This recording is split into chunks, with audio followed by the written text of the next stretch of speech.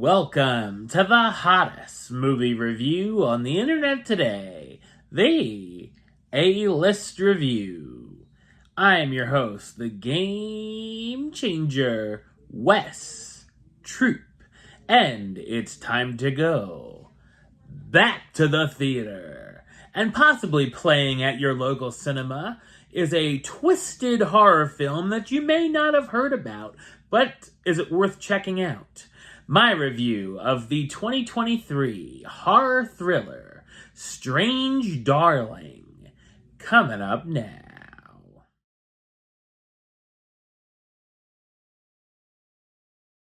Nothing is as it seems when a twisted one-night stand spirals into a serial killer's vicious murder spree.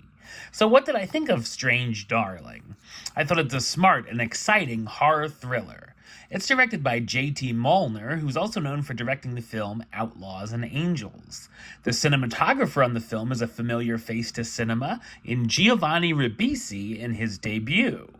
It was shot on 35mm film and looks fantastic, and oddly enough lets us know that at the beginning of the film.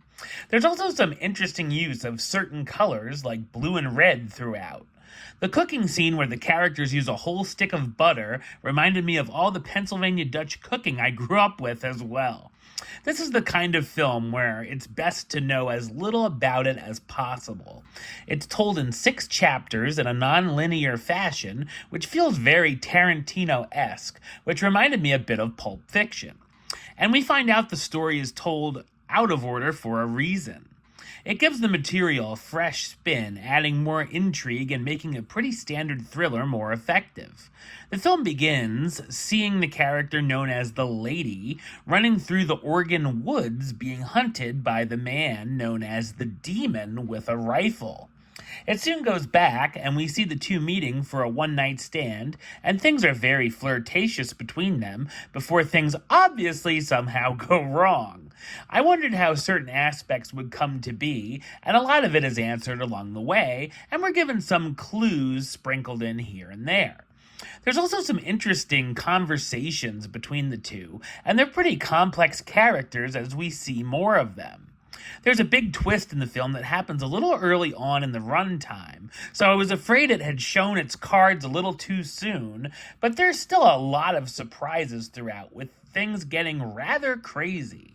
There's a lot of good tension, things can get bloody and gory when it wants to, and there's also a handful of some surprising kills.